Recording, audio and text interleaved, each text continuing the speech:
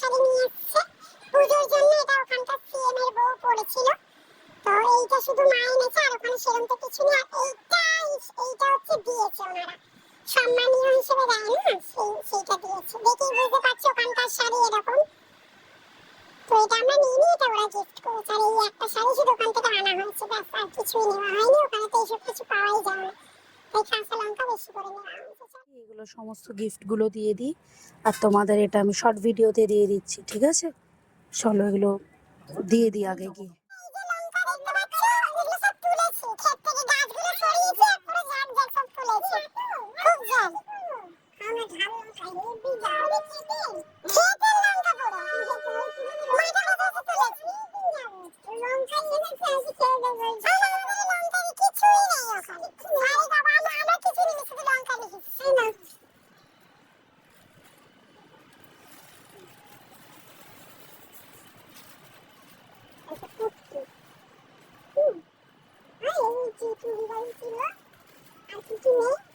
দোকান থেকে নিয়ে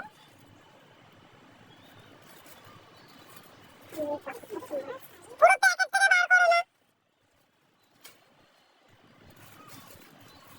হ্যাঁ, ওরকম ভাবে বার করো।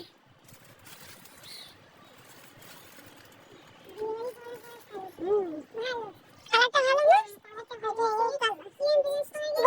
গোল্ডেন পড়বে, এই যে গোল্ডেন পড়বে।